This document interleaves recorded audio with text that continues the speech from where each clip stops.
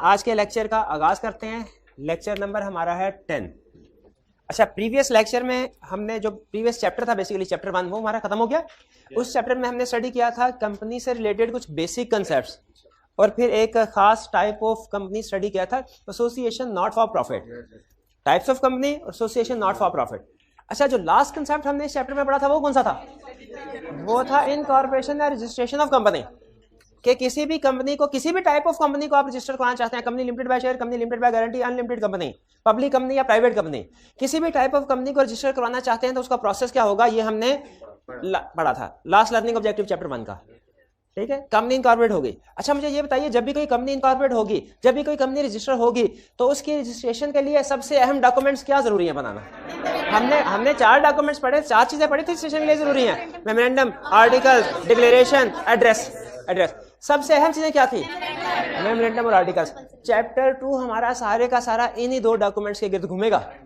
किन 2 डॉक्यूमेंट्स के गिर्द घूमेगा? मेमोरेंडम ऑफ एसोसिएशन और आर्टिकल्स ऑफ एसोसिएशन। यानी इसमें हम क्या स्टडी करेंगे? इस चैप्टर में हम स्टडी करेंगे कंपनी के मेमोरेंडम ऑफ एसोसिएशन में क्या क्या चीजें लिखी होती हैं, और क्या स्टडी करेंगे एक कंपनी के आर्टिकल्स ऑफ एसोसिएशन में क्या क्या चीजें लिखी होती हैं। अच्छा, मुझे बताइए, अभी हमने पढ़ा कुछ भी नहीं इसके बारे में, लेकिन मुझे सोच के बताइए, कंपनी के मेमोरेंडम ऑफ एसोसिएशन में ज्यादा चीजें लिखी होती हैं कि आर्टिकल्स में? आर्टिकल्स में। शाबाश। मेमोरेंडम में हो सकता है 6-7 चीजें लिखी हो, आर्टिकल में हो सकता है 20-25 चीजें लिखी हो। तो आर्टिकल्स ऑफ एसोसिएशन जो है वो ज्यादा लेंथी डॉक्यूमेंट है मेमोरेंडम की निस्बत। मेमोरेंडम में बेसिक इंफॉर्मेशन होती है कंपनी के बारे में, जो ज्यादातर आउटसाइडर्स के लिए होती है, लेकिन आर्टिकल्स ऑफ एसोसिएशन में जो इंफॉर्मेशन होती है वो इंटरनल नेचर की होती है, कि कंपनी के जो इंटरनल अफेयर्स होंगे, इंटरनल मामलात होंगे, वो कैसे चलेंगे। ठीक है, जैसे मैनेजमेंट के बारे में इंफॉर्मेशन, मैनेजमेंट कैसे अपने डिसीजन मेकिंग वगैरह करेगी, और दूसरी चीजें। तो इस चैप्टर में हम किन 2 डॉक्यूमेंट्स के बारे में स्टडी करने जा रहे हैं? मेमोरेंडम और आर्टिकल्स। अच्छा, पहले किसके बारे में पढ़ना चाहिए?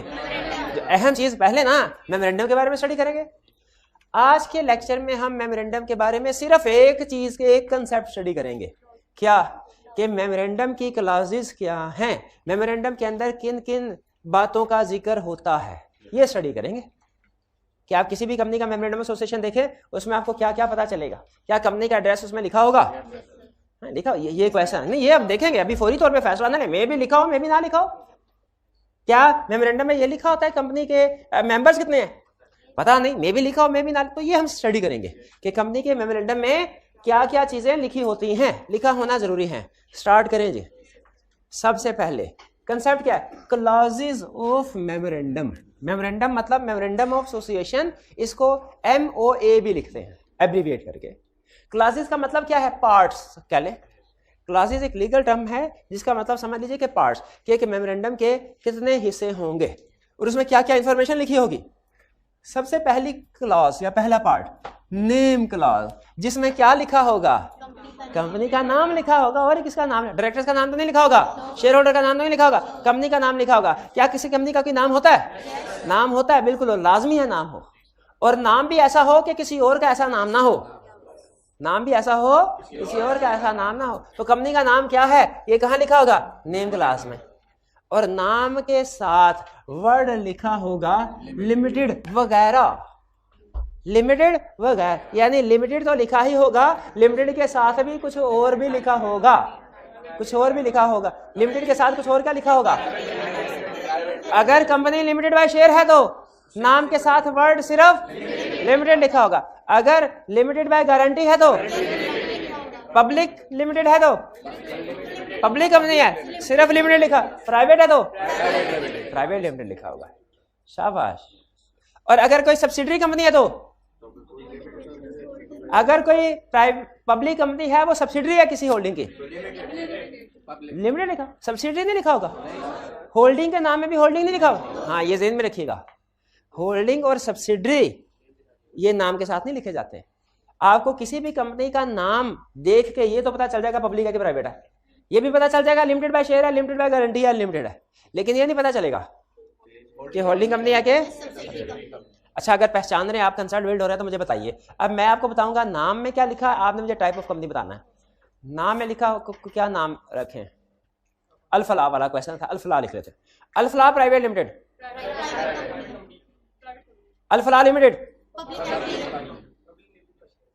Public limited by share, Al-Falah guarantee limited, Al-Falah unlimited, Alfalah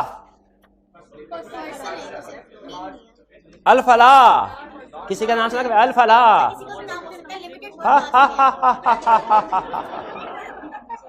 association not for profit, association not for profit के नाम के एंड पे वर्ड लिमिटेड वगैरह नहीं आता, खा गए मारा। चले कोई बात नहीं, बहरहाल ये तो हमें पता चल गया कि नेम क्लास में क्या क्या चीजें लिखी होंगी, ये क्लियर हो गया। इसके बाद अगली क्लास प्लेस क्लास, नाम से प्लेस क्लास, इसे रजिस्टर्ड ऑफिस क्लास भी कहते हैं।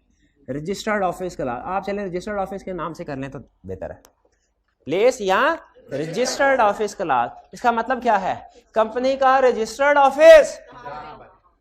अच्छा, एक होता है मेन ऑफिस, एक होता है ब्रांच ऑफिस।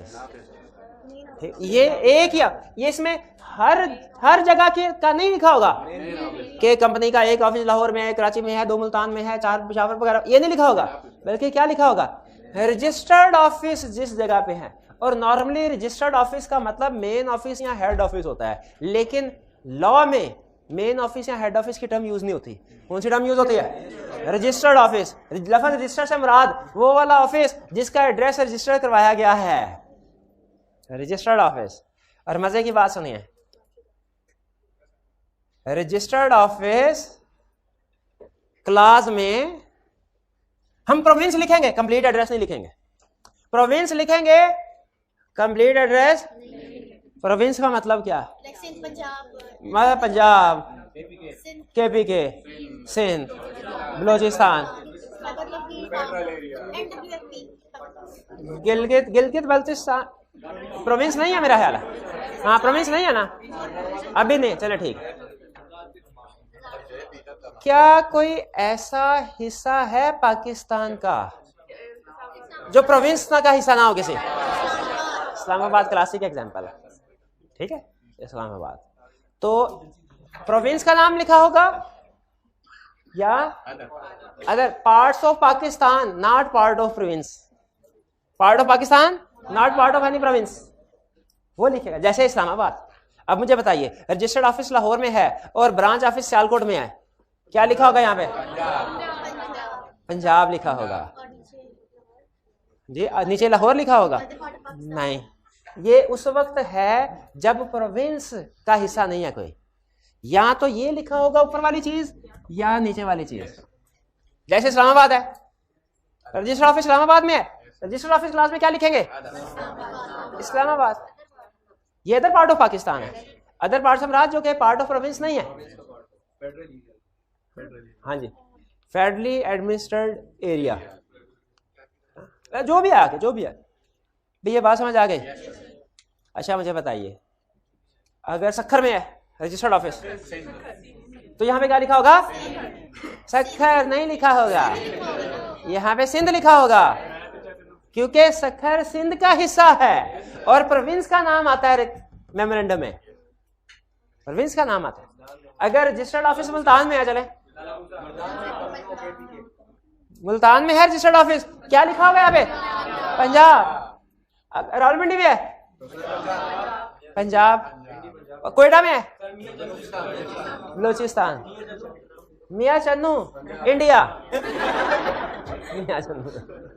बस कर दे भाई, ये बड़े बड़े शहर पहचानने काफी है, वरना हाँ वो इतने कोई दूर दराज के शहर नहीं लेके आएगा, वरना जाहिर है वो पेपर देने के लिए कराची के स्टूडेंट भी जाएंगे ना। वो ऑनलाइन के फॉर एग्जांपल जो स्टूडेंट्स में कराची के, उनको क्या पता मियां चन्नू ने शायद पहली दफा ना सुना। मियां चन्नू सिंध में है, मियां चन्नू। ठीक है, मैं ठीक है, कंसेप्ट समझ आ गया कि नहीं आ गया? ठीक है जी। रजिस्टर्ड ऑफिस और हेड ऑफिस या मेन ऑफिस अलग अलग भी तो हो सकते हैं, यस अलग अलग भी हो सकते हैं। तो उस सूरत में यहाँ पे किसका नाम आएगा? रजिस्टर्ड ऑफिस का। रजिस्टर्ड ऑफिस में जो रजिस्टर करवाया हुआ है रजिस्ट्रार के पास, रजिस्टर्ड ऑफिस। ठीक है, रजिस्टर्ड ऑफिस एक ही होगा, रजिस्टर्ड ऑफिस एक से ज्यादा नहीं होते, और रजिस्टर्ड ऑफिस एक ही होता है मेरे भाई। अब आई कैप ने केस स्टडी पूछी 2 नंबर की, अभी देखते हैं आई कैप लेवल की केस स्टडी आप अटेम्प्ट कर सकते हैं कि नहीं कर सकते। केस स्टडी उसने क्या पूछी? उसने कहा एक कंपनी ने अपना ऑफिस सियालकोट से फैसलाबाद शिफ्ट किया रजिस्टर्ड ऑफिस और मेमोरेंडम में अल्ट्रेशन की ही नहीं। बताइए क्या मेमोरेंडम में अल्ट्रेशन होनी चाहिए? नहीं होनी। क्यों नहीं होनी चाहिए? दोनों का प्रोविंस पंजाब है, सोचे अल्ट्रेशन नहीं होगी। भाई ये क्लियर हो गया? नेम क्लास भी ओके, रजिस्टर्ड ऑफिस क्लास भी ओके। अच्छा लेकिन मुझे एक बात की समझ नहीं आई, अगर मेमोरेंडम में सिर्फ प्रोविंस है तो रजिस्ट्रार ने अगर कोई कम्युनिकेशन करनी है कंपनी के साथ तो वो कैसे करेगा? वो कंपनी का नाम लिख के सिर्फ प्रोविंस लिख के तो भेज देगा, लेटर पहुंच जाएगा। ठीक है, उसको हमने उसी रजिस्ट्रार को हमने एड्रेस फॉर कॉरेस्पॉन्डेंस दिया हुआ है, जब भी इनकॉर्पोरेशन करवा रहे थे वो उधर भेजेगा लेटर। ठीक है। अच्छा मुझे बताइए, एक दफा कंपनी का नाम रख लिया, बाद में चेंज हो सकता है कि नहीं? क्या करवाना पड़ेगा? अल्ट्रेशन इन मेमोरेंडम। अल्ट्रेशन इन मेमोरेंडम के लिए क्या करवाना पड़ेगा? कौन सी रेजोल्यूशन पास करनी पड़ेगी? Special resolution. याद है? ऑर्डिनरी रेजोल्यूशन, स्पेशल रेजोल्यूशन और हाँ 3/4 और स्पेशल रेजोल्यूशन की एग्जांपल बताई थी। जब कभी मेमोरेंडम और आर्टिकल्स में अल्ट्रेशन करवानी हो स्पेशल रेजोल्यूशन पास होगी। ये क्लियर? तो आगे चलते हैं।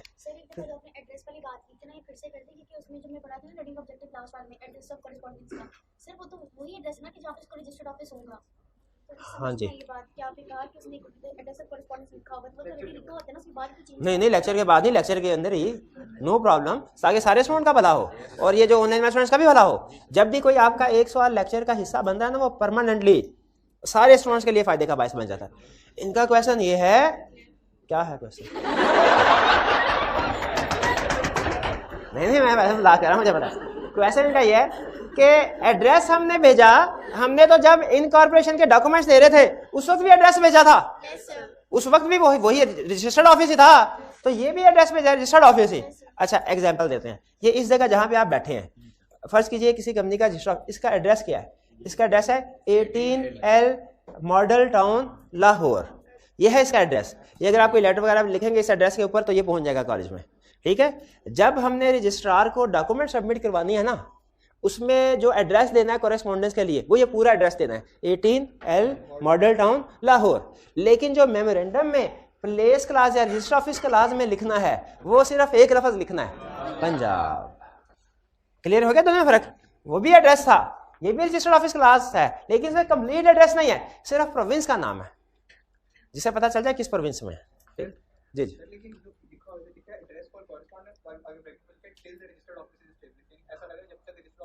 हाँ देखिए, अगर तो यही एड्रेस जो आपने इसी के ऊपर रजिस्टर्ड ऑफिस भी बनाने, क्वेश्चन का ये है कि सर उसमें एड्रेस फॉर कॉरेस्पॉन्डेंस आगे लिखा till registered office is established.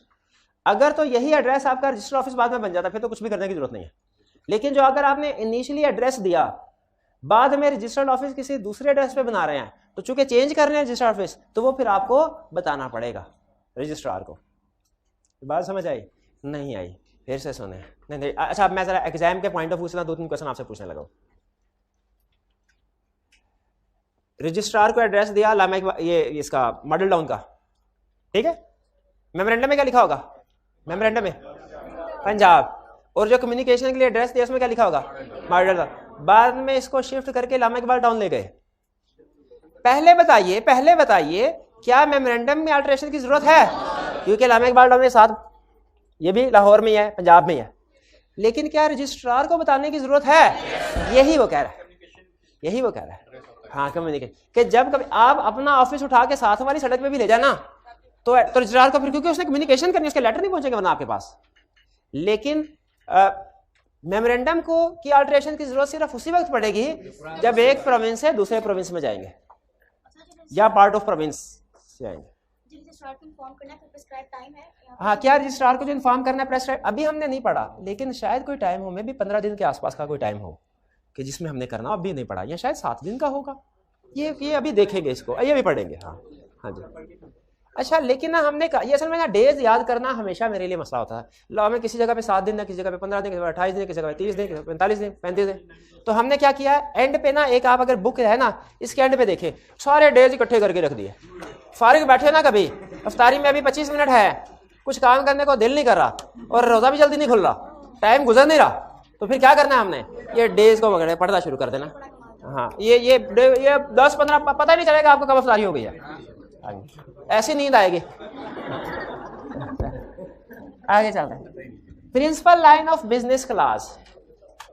अच्छा, इसमें अहम चीज है, ये क्लास तो क्लास है तो इसलिए क्लास कर रहे हैं। बिजनेस क्लास का मतलब क्या है, काम क्या कर रही है कंपनी काम क्या करती है, ठीक है। अच्छा, पहले ना एक मैं आपको पुरानी प्रॉब्लम बता दूं, पहले इसका नाम सिर्फ बिजनेस क्लास होता था, समझिए। तो इसमें कंपनीज बाजू का आपको पता है कुछ कंपनीज होती है, उनकी एक्टिविटीज बहुत सी होती है। जैसे अगर आप पेप्सी कंपनी के बिजनेस क्लास देखें, आप कहेंगे वो कोल्ड ड्रिंक भी बनाते हैं, लेज भी बनाते हैं, वो मिनरल वाटर भी बनाते हैं, वो और पता नहीं कौन कौन सी चीज़ें बनाते हैं, ठीक है, जूस भी बनाते हैं। हाँ जी, तो बिजनेस लिखते लिखते लिखते लिखते लिखते लिखते ना वो बड़ी लंबी चौड़ी लिस्ट बन जाती थी। अब उन्होंने वो खत्म कर दिया। उन्होंने कहा ज्यादातर लोगों के लिए ये रेलिवेंट नहीं होता कि आप उनको एक एक चीज बता दें जो आप काम करते हैं। ज्यादातर लोगों के लिए हमें सिर्फ प्रिंसिपल चीज बताएं, बड़ा काम क्या करते हैं, प्रिंसिपल लाइन ऑफ बिजनेस बनाएं। तो पेप्सी का प्रिंसिपल लाइन ऑफ बिजनेस क्या है वो बताएंगे, वो बोतलें बनाते हैं, ठीक है। प्रिंसिपल लाइन ऑफ, तो प्रिंसिपल लाइन ऑफ बिजनेस समझ आ गया क्या? इसका ये मतलब नहीं कि कंपनी सिर्फ यही काम कर रही है, इसका ये मतलब है कि कंपनी जितने भी काम कर रही है सबसे बड़ा काम ये है, प्रिंसिपल लाइन ऑफ बिजनेस, सबसे बड़ा काम, सबसे बड़ी एक्टिविटी। जैसे कॉलेज है, ठीक है, जैसे कॉलेज है, उसका एक काम तो है कोचिंग प्रोवाइड करना, लेकिन सम टाइम क्या होता है कैफेटेरिया है, उधर से भी थोड़ा बहुत एक्टिविटीज हो रही होती है, वो फोटोकॉपी है शॉप, उससे भी कुछ एक्टिविटी हो रही होती है, पैसे अर्न कर रही होते हैं कॉलेज, बुक से और पार्किंग से बाजू का 10-10, 20-20 रुपए लेके। तो ये सारी क्या एक कॉलेज के principal line of business class में ये सारी एक्टिविटीज होनी चाहिए? सिर्फ प्रिंसिपल, कौन सी मेन, क्या क्या कैफे, अच्छा ये पढ़ाना, इससे ठीक है, हाँ, इससे प्रिंसिपल लाइन ऑफ बिजनेस से जिससे सबसे ज्यादा रेवेन्यू कर मेन एक्टिविटी आएगी। तो यहाँ पे क्या कह रहा है, इस क्लास में क्या लिखना है आपने, इस क्लास में मेंशन करना है आपने क्या कि प्रिंसिपल लाइन ऑफ बिजनेस क्या है आपकी कंपनी का।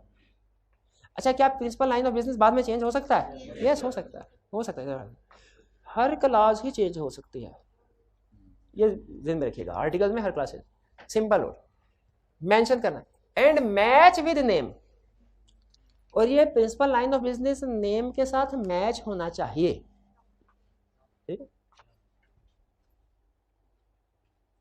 आप किस जगह पे बैठे हैं, इसका नाम क्या है, क्रिसेंट कॉलेज ऑफ अकाउंटेंसी, नाम से आपको इनका बिजनेस पता चल रहा है?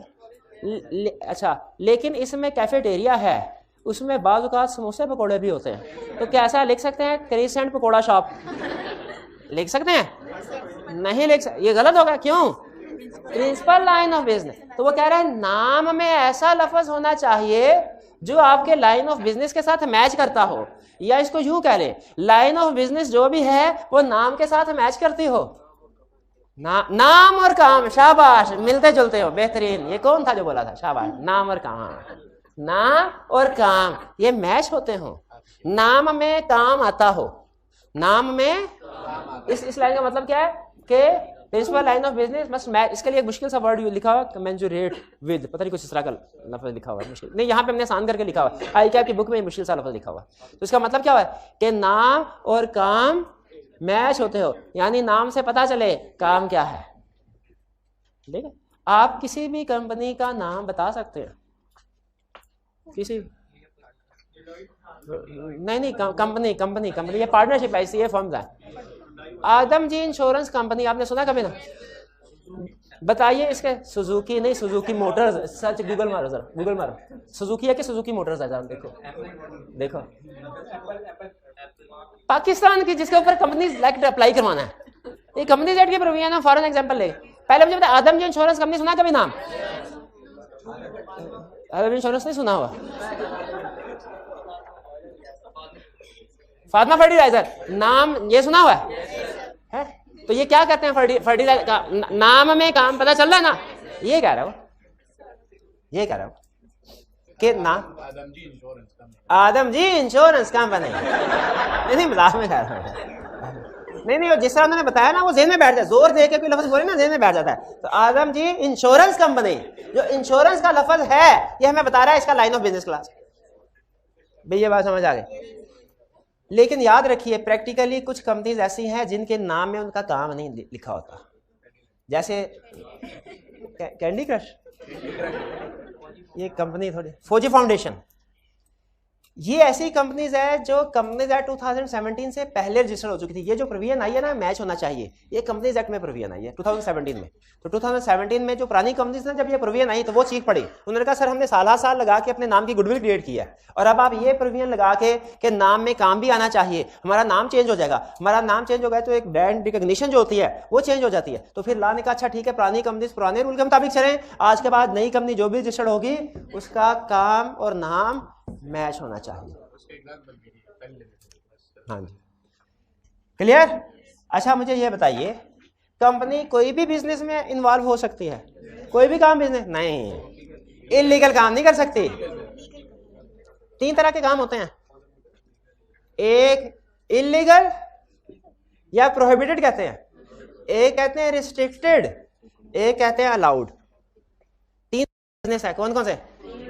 प्रोहिबिटेड, ये प्रोहिबिटेड और रिस्ट्रिक्टेड में फर्क मैंने पहले बताया प्राइवेट कंपनी। अलाउड का मतलब क्या है? कोई भी बिजनेस कर सकते हैं। अलाउड और प्रोहिबिटेड का मतलब क्या है? वो बिजनेस जो आप कभी भी नहीं कर सकते। अलाउड बिजनेस का मतलब क्या है? वो बिजनेस जो जब मर्जी कर लें। प्रोहिबिटेड का मतलब कभी, जैसे स्मगलिंग कभी भी नहीं कर सकते, ठीक है। इलीगल चर्स वगैरह बेचना है, ये वाला काम कभी भी नहीं कर सकते। और राइस की इंपोर्ट एक्सपोर्ट मैन्युफैक्चरिंग और ये इस तरह की चीजें, व्हीकल्स की, ये कभी भी कर सकते हैं, ठीक है। कुछ काम ऐसे हैं जो रिस्ट्रिक्टेड है, कर सकते हैं लेकिन इजाजत लेनी पड़ती है रेगुलेटरी अथॉरिटी से। क्या आप पाकिस्तान में अपना बैंक खोल सकते हैं? खोल सकते हैं, स्टेट बैंक ऑफ पाकिस्तान से इजाजत लेनी पड़ेगी। क्या कोई हॉस्पिटल खोल सकते हैं, मेडिकल कॉलेज खोल सकते हैं? नहीं, वो यूनिवर्सिटी ऑफ हेल्थ साइंसेज से परमिशन लेनी पड़ती है। कुछ बिजनेस ऐसे है। क्या एयरलाइन अपनी बोल सकते? नहीं, इजाजत रेगुलेटरी अथॉरिटी से इजाजत। तो कुछ बिजनेस ऐसे हैं जिनमें इजाजत लेनी पड़ती है। वो आपको यही बता रहा है कि प्रिंसिपल लाइन ऑफ बिजनेस में आप कोई भी लाइन ऑफ बिजनेस अडॉप्ट कर सकते हैं, लेकिन company can not engage in any business which is prohibited और रिस्ट्रिक्टेड। प्रोहिबिटेड का मतलब क्या है? जो मना है काम नहीं कर सकते। रिस्ट्रिक्टेड का मतलब क्या है? जो कर, लेकिन अप्रूवल चाहिए होगी, यानी ये वाला काम अप्रूवल के साथ कर सकते हैं। नहीं, हर काम के लिए अप्रूवल नहीं चाहिए, मतलब रेलिवेंट अथॉरिटी से अप्रूवल नहीं चाहिए, ठीक है। आपने रजिस्ट्रार के पास जाके रजिस्ट्रेशन करवानी है, वो रजिस्ट्रेशन होती है, वो अप्रूवल नहीं होती है साला। देखिए कुछ ना कुछ लॉज तो उनका क्वेश्चन यह है कि सर हर बिजनेस के ऊपर ही कोई ना कोई लॉ अप्लाई होता है। देखिए फूड अथॉरिटी की आपने एग्जांपल दी कि उसके लिए परमिशन लेनी पड़ेगी। फूड अथॉरिटी वाले आपको बिजनेस करने की, जहां तक मेरी अंडरस्टैंडिंग, वैसे कोई वकील बता सकता है, बिजनेस करने या ना करने की परमिशन नहीं देते। वो ये होता है कि जी बिजनेस अगर करना है ना तो क्वालिटी ये स्टैंडर्ड होने चाहिए। अच्छा बात। अच्छा मुझे ये बताइए प्रिंसिपल लाइन ऑफ बिजनेस में क्या लिखा होगा? समझ आ गया? जो सबसे बड़ा काम। कैसे पता चलेगा कि प्रिंसिपल लाइन ऑफ बिजनेस कौन सा है? एक कंपनी 4 काम कर रही है, नहीं, आप एक कंपनी के चीफ एग्जीक्यूटिव हैं, आपने उस कंपनी का नाम रखना है अच्छा सा, ठीक है। वो कंपनी 4 काम कर रही है, तो कौन सी वाली बिजनेस एक्टिविटी को नाम का हिस्सा बनाना? जो प्रिंसिपल होगी। शाबाश। तो मुझे बताइए ये कैसे पता चलेगा कौन सी प्रिंसिपल है? जिसका रेवेन्यू सबसे ज्यादा होगा, इन्होंने ये कहा, या जिस सेगमेंट के एसेट सबसे ज्यादा होंगे। जैसे पेप्सी के केस में हम देखेंगे कि जी इनकी 20 प्रोडक्ट्स हैं, सबसे ज्यादा रेवेन्यू किस प्रोडक्ट में है? वो इस वाला है। या बात ऐसा होता है कि कंपनी कहती है हम तो अभी ताजा बने हैं, अभी तो सेल हमारी शुरू हुई नहीं, लेकिन हमने एसेट्स वगैरह ला के इंस्टॉल कर दिए हैं। तो उस सूरत में फिर रेवेन्यू की बजाय क्या रूल लगेगा कि सब्सटेंशियल एसेट्स और रेवेन्यू, जो भी सब्सटेंशियल सबसे ज्यादा होगा वो कंपनी का प्रिंसिपल लाइन ऑफ बिजनेस कहलाएगा। यानी आपके पास 2 क्राइटेरिया, अगर एक कंपनी एक से ज्यादा एक्टिविटीज में इन्वॉल्व है और डिसाइड करना है प्रिंसिपल लाइन ऑफ बिजनेस कौन सा है, तो हमारे पास ये डिसीजन करने के लिए 2 क्राइटेरिया, पहले एक रेवेन्यू क्राइटेरिया, एक एसेट। सब्सटेंशियल का मतलब सबसे ज्यादा, जिस लाइन ऑफ बिजनेस में सबसे ज्यादा रेवेन्यू जनरेट हो रहा है वो हमारा क्या बन जाएगा? Principal line of business. और अगर रेवेन्यू की फिगर किसी वजह से नहीं है हमारे पास, तो जिस लाइन ऑफ बिजनेस में सबसे ज्यादा एसेट होल्ड किए हुए हैं वो प्रिंसिपल लाइन ऑफ बिजनेस बन जाएगा। और अगर principal line of business decide करने के लिए रेवेन्यू भी है हमारे पास और एसेट्स की फिगर भी है हमारे पास, दोनों है। फिर कैसे डिसाइड करेंगे प्रिंसिपल लाइन ऑफ बिजनेस क्या है? दोनों में से whichever is higher. Revenue की फिगर सुनिए, कंपनी 4 प्रोडक्ट सेल कर रही है, ए से 10% रेवेन्यू आ रहा है, बी से 20%, सी से 30% और डी से 40%। बताइए रेवेन्यू के लिहाज से प्रिंसिपल लाइन ऑफ बिजनेस कौन सा? डी, डी डी वाली। और एसेट्स के लिहाज से ए 50% एसेट्स ए के हैं, 30% बी के, 15% सी के, 5% डी के। अब एसेट्स के लिहाज से कौन सा है? ए। रेवेन्यू के लिहाज से डी, एसेट के लिहाज से ए, दोनों सामने है तो विच एवर इज हायर। कौन सी वाली परसेंटेज हायर है? ए। तो हमारा प्रिंसिपल लाइन ऑफ बिजनेस क्या होगा? ए। तो ये डिसाइड करना सीख लिया हमने principal line of business class. चलिए गुड। हायर इन परसेंटेज देखना है, हायर इन अमाउंट नहीं, हायर इन परसेंटेज। क्लियर हो गया जी? जी जी हाँ, वेरिएशंस भी आते हैं बिल्कुल, लेकिन नॉर्मली वेरिएशंस इतनी सिग्निफिकेंट नहीं होती कि वो बिल्कुल ही ऊंच नीच हो जाए। और अगर होती भी हैं तो जब एक प्रोडक्ट का रेवेन्यू गिरता है ना तो नॉर्मली दूसरी का भी रेवेन्यू गिरता है। लेकिन फर्ज कीजिए अगले साल चेंज आई, ए बिल्कुल डाउन हो गई है और बी सुपर प्रोडक्ट बन गई है, तो लाइन ऑफ बिजनेस बी बन जाएगा। लेकिन ऐसा बहुत कम होता है, लेकिन अगर हो तो आपकी बात बिल्कुल ठीक है, फिर जो प्रोडक्ट टॉप पे सब्सटेंशियल होगी वो हमारा प्रिंसिपल लाइन ऑफ बिजनेस बन जाएगा। यस, क्या फिर ऑल्ट्रेशन करानी पड़ेगी? यस, ऑल्ट्रेशन करानी पड़ेगी। आगे चलते हैं। 3 क्लॉजेज हो गई, कौन कौन सी? Name, registered office, principal line of business. आगे चल, लायबिलिटी क्लास, जिसमें क्या लिखा होगा? लायबिलिटी क्या? लिमिटेड बाय शेयर है तो क्या लिखा होगा? Liability limited by share up to unpaid amount of share held by them. Limited by guarantee है तो लिखा होगा कि amount company limited by guarantee है और ए ने कितनी अमाउंट गारंटी की है, बी ने कितनी की है, सी ने कितनी, ये अमाउंट भी लिखी होगी। जिस बंदे ने जितनी अमाउंट गारंटी की है वो भी लिखी होगी। लिमिटेड बाय गारंटी की डेफिनेशन याद है किसी को? क्या है? Company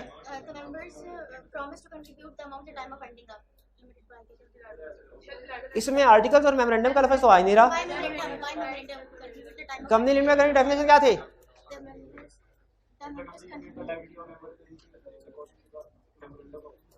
in which members agree to contribute to the assets of the company in the event of its binding। और ये एज पर मेमोरेंडम होती है, लिखा हुआ डेफिनेशन में। प्राइवेट कंपनी की डेफिनेशन में वर्ड आर्टिकल लिखा हुआ है, कंपनी लिमिटेड बाय गारंटी की डेफिनेशन में वर्ड मेमोरेंडम लिखा है। ये दोनों अल्फाज आपकी डेफिनेशन का हिस्सा होना चाहिए जब आप इनको डिफाइन करें।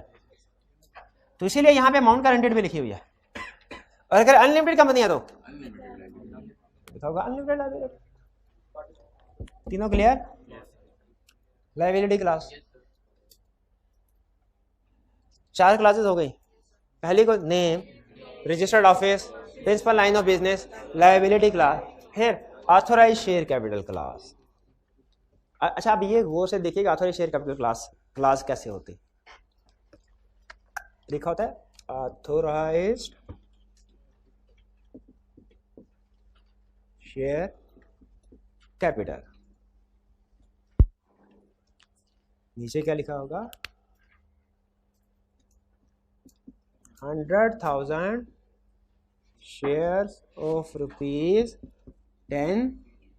Is equal to 1 million. ये स्ट्रक्चर होगा कैपिटल का। ये जो 1 मिलियन है इसको क्या कहते हैं? शेयर कैपिटल नहीं, ऑथोराइज शेयर कैपिटल। मेमोरेंडम में लिखा हुआ इसको क्या कहते हैं? क्योंकि आगे चल के हम पढ़ेंगे कि इश्यूड शेयर कैपिटल भी होता है। ये ऑथोराइज शेयर कैपिटल है। शेयर कैपिटल एग्जाम में खास तौर पे आप देखते हैं, शेयर कैपिटल हमेशा अमाउंट हो। फिर ये क्या है? 1 लाख, ये शेयर्स है, ये नंबर ऑफ शेयर, ये अमाउंट ऑफ शेयर्स नहीं है। अगर वो कहे मिस्टर ए ने कंपनी के 1000 शेयर खरीदे, इसका मतलब क्या है? 1000। और अगर कहे 1000 का शेयर कैपिटल खरीदा, तो उसका मतलब शेयर कितने खरीदे? 100 खरीदे। ये फर्क ध्यान में रखिएगा, शेयर में और शेयर कैपिटल में फर्क है। शेयर बेसिकली डिवीजन है शेयर कैपिटल की। Share is a division of share capital in smaller parts. बताया था ना, share is a share in share capital of company, लागत है। तो ये shares are division of share capital into smaller. ये ₹10 क्या बोला? Face value. ये ज़हन में रखिएगा, ये फेस वैल्यू या इसे नॉमिनल वैल्यू भी कहते हैं। ये नंबर ऑफ शेयर्स और ये ऑथराइज शेयर कैपिटल में सिर्फ अमाउंट नहीं आती बल्कि साथ साथ उसकी डिवीजन भी आती है, फेस वैल्यू भी आती है।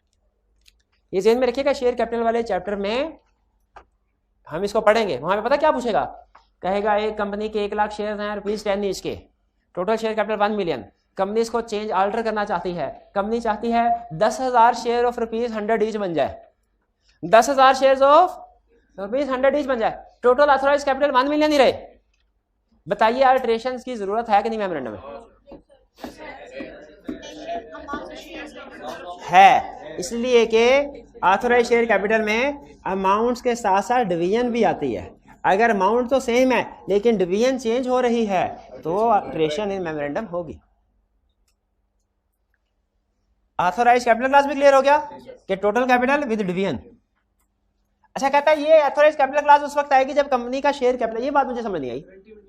अच्छा, कंपनी लिमिटेड बाय गारंटी में ऑथराइज शेयर कैपिटल, अगर company limited by guarantee not having share capital है तो ऑथराइज शेयर कैपिटल नहीं आएगा। बिल्कुल उसी तरह जिस तरह किसी कंपनी के मेंबर्स की लायबिलिटी अगर अनलिमिटेड है तो उसमें लायबिलिटी क्लास है, गलत आएगी। लायबिलिटी क्लास हर सूरत में आएगी लेकिन ऑथराइज कैपिटल क्लास उस सूरत में नहीं आएगी जब कंपनी लिमिटेड बाय शेयर हो, नॉट है, सॉरी लिमिटेड बाय गारंटी हो, not having share capital. Clear जी? हाँ, नॉट फॉर प्रॉफिट तो आपको पता है वो लिमिटेड बाय गारंटी नॉर्मली होती है। अंडरटेकिंग क्लास, अगर कमीशन कोई और क्लास भी कह देके डालो तो और क्लास भी ऐड कर दी जाएगी। इसे कहते हैं अंडरटेकिंग और सब्सक्रिप्शन क्लास। ठीक है, अगर कमीशन ने कोई और अंडरटेकिंग कहा, आपको पता है ना बाज़ औक़ात कुछ टाइप ऑफ कंपनी के केस में कमीशन कहा था, जैसे एसोसिएशन नॉट फॉर प्रॉफिट में कमीशन एडिशनल अंडरटेकिंग भी इंक्लूड करवा देता है मेमोरेंडम में। तो अगर कमीशन की तरफ से एडिशनल हो के इंक्लूड करे तो वो भी इसका हिस्सा बना लेंगे तो मजीद अंडरटेकिंग आ जाएंगे। नहीं तो फिर सिंपल सब्सक्रिप्शन क्लास इसको कहेंगे। इसमें फिर सारे सब्सक्राइबर्स साइन करते हैं। भाई मेमोरेंडम का साइन होना जरूरी है। साइन जिस क्लास पे सारे सब्सक्राइबर साइन करते हैं और अपना अपना नाम लिखते हैं और साइन करते हैं और कहते हैं कि हम कम से कम 1 शेयर जरूर खरीदेंगे, तो उस क्लास को क्या कहते हैं? Subscription class. ठीक है, क्लियर? इसका मतलब है जो मेन क्लासेस है ना हमारे सिलेबस की हद तक वो 5 है। छठी तो फॉर्मेलिटी है ना, जिसमें सारे सब्सक्राइबर अपना नाम लिखेंगे और शेयर्स वगैरह लिखेंगे, कौन बंदा कितने शेयर ले रहा है। हाँ, सब्सक्रिप्शन क्लास सब्सक्राइबर्स के लिए कि वो कितने कितने शेयर सब्सक्राइब कर रहे हैं। कम से कम 1 शेयर हर सब्सक्राइबर को सब्सक्राइब करना चाहिए अगर शेयर कैपिटल है। क्लियर हो गए?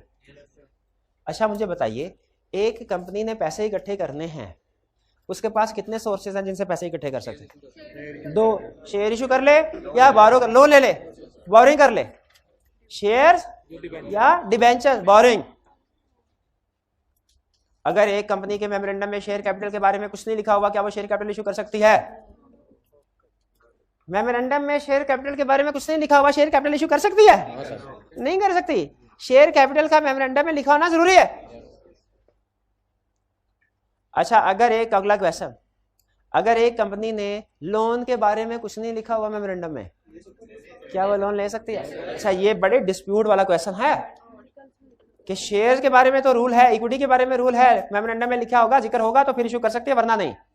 लेकिन लोन के केस में याद रखिए, लॉ कहता है हर कंपनी की बाय डिफॉल्ट एज्यूम किया जाता है every company is deemed to have borrowing power.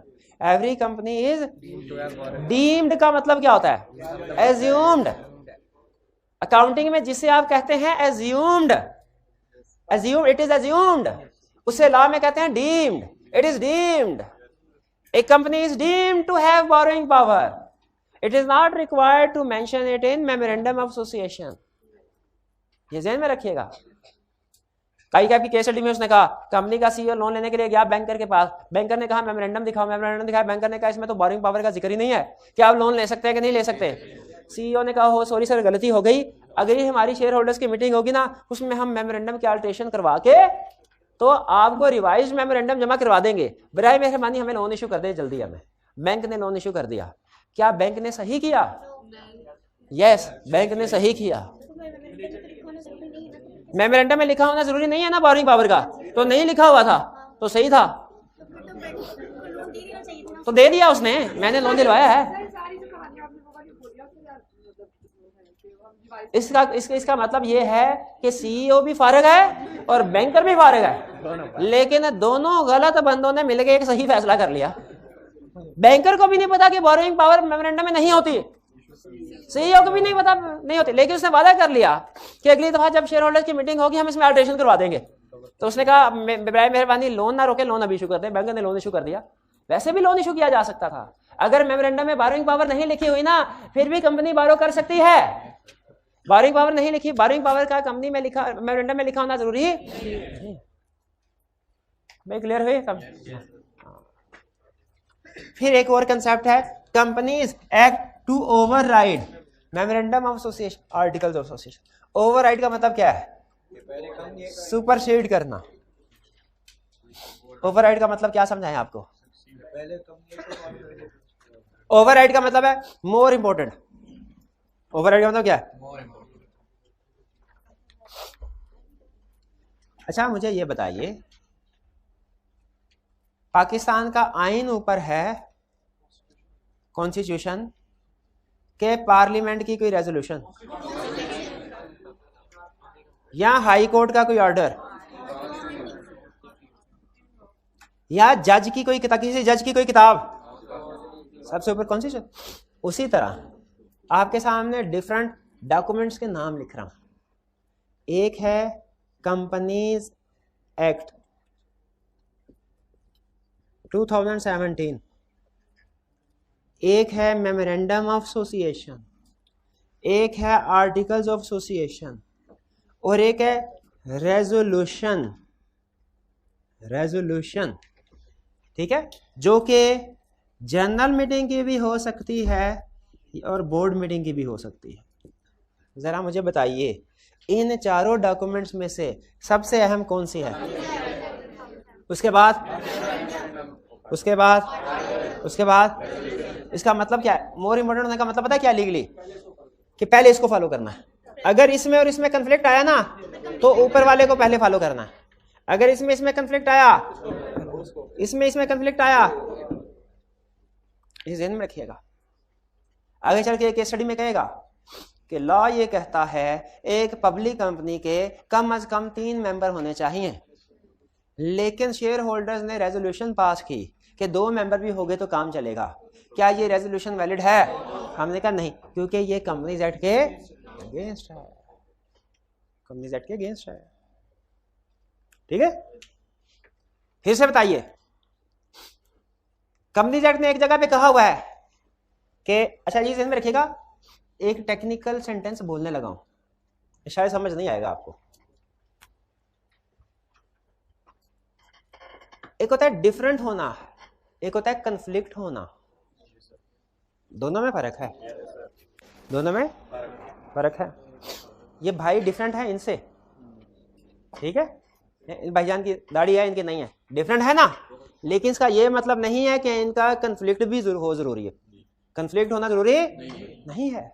उसी तरह समटाइम्स कुछ चीजें, बड़ी अहम चीज है, कुछ कंपनीज एक्ट में और आर्टिकल्स में डिफरेंट होंगी, लेकिन जरूरी नहीं कंफ्लिक्ट हो। कंफ्लिक्ट नहीं होना चाहिए, डिफरेंट हो सकती हैं। नहीं बात समझ आई? नहीं, एग्जांपल से समझते हैं। कंपनीज एक्ट ने कहा पब्लिक कंपनी के लिए कम से कम 3 मेंबर्स होना जरूरी है। आर्टिकल्स में लिखा है कम से कम 5 मेंबर्स होंगे।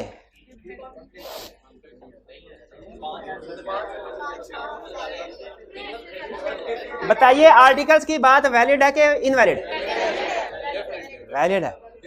डिफरेंट है, कन्फ्लिक्ट नहीं, क्यों? कंपनी एक्ट की बात पूरी हो रही है, कंपनी एक्ट की बात। तो ये हिरार्की समझाने का मतलब आपको यही था कि इनमें कन्फ्लिक्ट नहीं होना चाहिए। अगर कभी कन्फ्लिक्ट आता है तो जो ऊपर वाली डॉक्यूमेंट है वो प्रिवेल करेगी, वो ओवरराइड करेगी।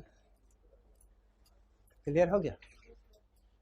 एक और केस स्टडी का एग्जाम्पल पूछो आपसे। उसने कहा कंपनीज एक्ट में लिखा हुआ है हर शेयर होल्डर का राइट है कि वो जनरल मीटिंग में जाए तो वोट एक्सरसाइज करे, लेकिन कुछ शेयर होल्डर्स ने मिलकर स्पेशल रेजोल्यूशन पास की कि वो जो दूसरा 5% है ना जिसके पास शेयर, वो कभी वोट कास्ट नहीं करेगा। क्या ये रेजोल्यूशन वैलिड है? नहीं।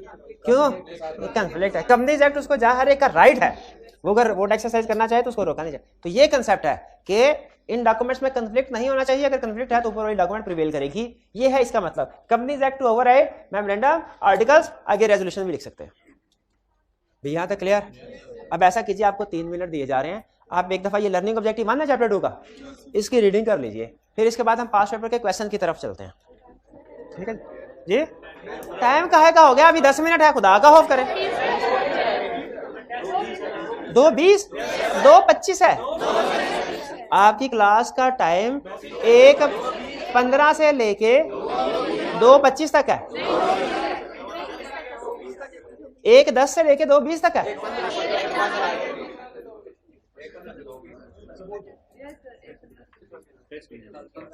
चलें, ठीक है ठीक है ठीक है ठीक है ठीक है।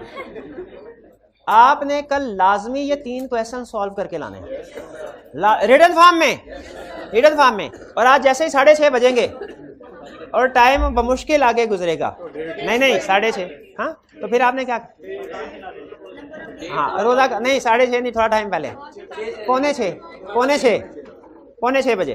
हाँ उसके बाद डेज को आपने देखना शुरू कर देना है, डेज में क्या लिखा हुआ है। ठीक है?